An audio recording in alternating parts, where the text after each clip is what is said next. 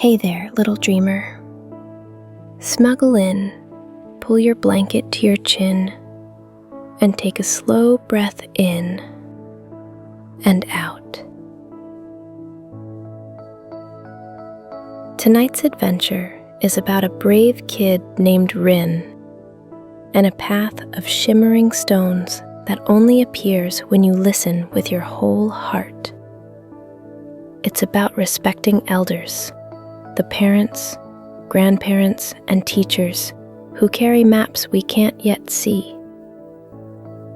Before we begin, tap subscribe so you can hear a brand new sleepy story every night here on the Sleepy Cloud.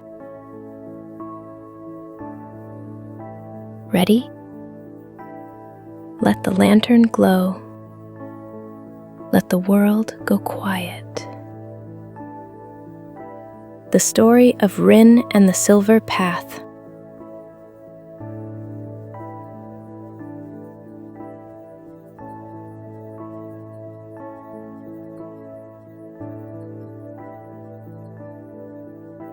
The Market Bell. In a valley of copper leaves and honey-colored light stood a village called Brindlewood. At sunrise, a bell rang in the square, and stalls unfolded like flowers, baskets of pears, jars of saffron, loaves braided like river currents. 7-year-old Rin darted through the stalls in a red hooded cape, quick as a robin. Rin's best friend, a drowsy puppy named Pip, pattered behind, ears bouncing. At the edge of the square sat Grand Sora, the village elder, small as a bundled sparrow, eyes bright as a midnight lake. Children said she remembered everything, even the secrets the wind forgot. "Rin," said Grand Sora, patting the bench, "walk the stone road on your way to the hill today. Not the forest shortcuts. The forest is playful and sometimes unkind." Rin's feet slowed, but only a little. "The hill path is longer," Rin sighed. Grand Sora smiled. "Longer isn't the same as worse. Often it's simply wiser." Rin nodded, sort of, and raced off. The shortcut temptation. Past the baker's, a fox-red trail cut into the woods. It was fast, shadowy, exciting. Rin peeked in. The trees whispered like old friends. "Psst, quick, fast, fun." Pip woofed softly, tugging back. Rin remembered Grand Sora's voice. Respecting elders meant trusting their maps. Rin exhaled. Okay, stone road. They turned toward the road of rounded gray stones that wound up the hill. Sunlight spilled across it like melted butter. The silver path appears. As Rin stepped, the stones gave a gentle chime. Was that music? With each respectful choice, waiting for a cart to pass, helping a granddad lift a basket, the stones brightened, thin silver veins shining through. A faint path appeared leading beyond the hill, a path you could only see when your heart listened first. "Grand Sora's path," Rin whispered. A tangle in the briars. Halfway up, Rin heard crying. In the brambles, a boy, older than Rin, cloak snagged, cheeks streaked. "I tried the forest shortcut," he sniffed. "It tricked me." Rin remembered Grandsora's warning and knelt, careful fingers freeing the cloth.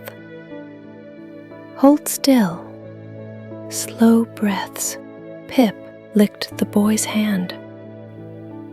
The thorny vines loosened like they had been waiting for patience.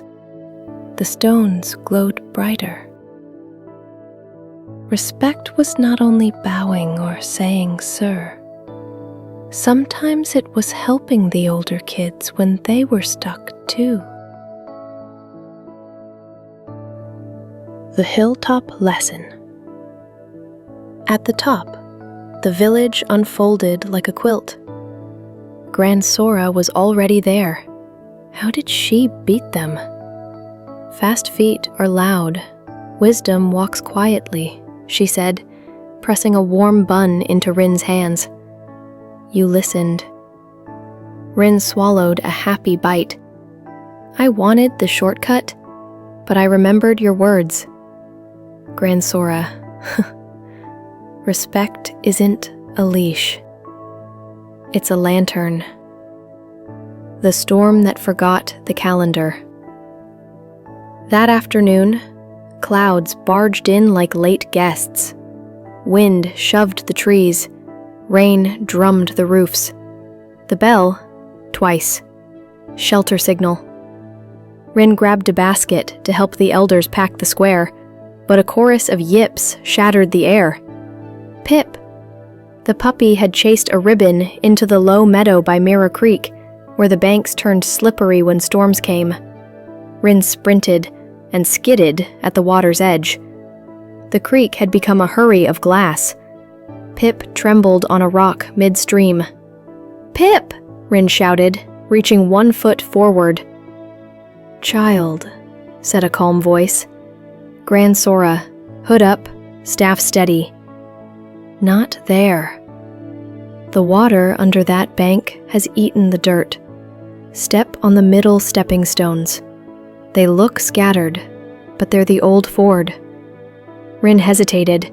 The middle stones looked farther apart, but this was exactly the moment respect mattered most, because fear makes our brains rush and shrink. Rin nodded, planted each foot where Grandsora pointed, and scooped Pip into the cape. The current pushed, but the old ford held.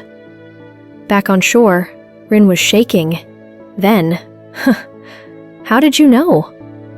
"I fell in at 9, Grandsora said, "learned the ford at 10. I keep both memories polished, so you don't have to make them again." The Lantern of Echoes. The storm stuttered to a stop. Clouds thinned like pulled wool. Evening combed gold through the wet leaves. Grandsora led Rin to a tucked-away shelter, her little workshop of repaired kettles, mended toys, and a curious object on the shelf, a silver lantern that hummed like a seashell. "What's that?" Rin breathed. "The Lantern of Echoes," said Grandsora. "It remembers voices that were wise, and lets them guide feet that want to run." She lifted the lantern by its loop. Inside, the faintest light quivered, like dawn hiding. When you respect an elder's guidance, your mom, your teacher, an old neighbor, the lantern grows brighter. You won't always have me beside you, Rin, but you can carry the echo of wisdom. Grandsora placed the lantern in Rin's hands. It warmed like bread. The market after. Over the next week, Rin practiced the little bows of respect that matter more than big speeches. Waiting so Mrs. Alder's cane could find its rhythm. Saying thank you to Mr. Loam, the bus driver, and watching his shoulders lift like he'd set down a stone. Asking Grandsora why the long way was safer, and listening past the answer to the story underneath. Each time, the lantern brightened. Not blinding, just sure. The Festival of Rivers. Brindlewood's annual festival arrived. Lanterns strung like fireflies, drums, heartbeat soft, tables steaming with dumplings. A new shortcut tempted kids from out of town, a slick plank across the mill channel. Laughter, dares. Rin's feet itched to cross. Then, the lantern of echoes warmed, and a voice like river stones spoke inside. Respect remembers consequences you haven't met yet. Rin turned and called, "Use the stone bridge! The mill plank looks fun, but the current is tricky." Some kids rolled their eyes. One boy tried the plank anyway, slipped, wobbled. Rin and two older teens grabbed him fast. He was fine, just wet, and surprised. His cheeks pinked. "Thanks," he muttered. "I thought you were bossing me." Rin shook their head. "I was borrowing older mistakes so you didn't have to pay for them." Gran Sora, watching from a bench, hid a proud smile in her shawl. The gift returned. When stars finally pricked the sky, Gran Sora pressed Rin's hands. "You carried the lantern well. But it isn't mine to keep or yours to own. It belongs to the path, to everyone who listens." Rin thought of the boy in the briars, the slippery ford, the wobbly plank. Respect wasn't bowing low forever. It was learning soon, so we could help someone else sooner. "Can I teach Pip to listen too?" Rin giggled. Gran Sora laughed until her eyes watered. "Pip may take longer." They sat together while the festival quieted, lantern light trembling like fireflies in jars. Rin leaned into Gran Sora's shoulder. The night smelled like cinnamon and rain. "Thank you for your maps," Rin whispered. "Thank you for your feet," Gran Sora whispered back. "Maps are useless if nobody walks them." Moral of the story: respecting elders isn't about giving up your ideas. It's about borrowing time, using the paths your elders paved so you don't fall in the same holes. Today that looks like holding the door for grandparents whose knees remember long stairs, listening when teachers set boring safety rules, they're shields, not chains. Asking parents why a screen time limit exists, so your mind stays bright for the things you love. Respect makes families smoother, schools kinder, and communities safer. It turns "you must" into "we learned so you can soar." Now tuck your chin, feel the blanket's hug, and let the lantern of echoes glow in your chest.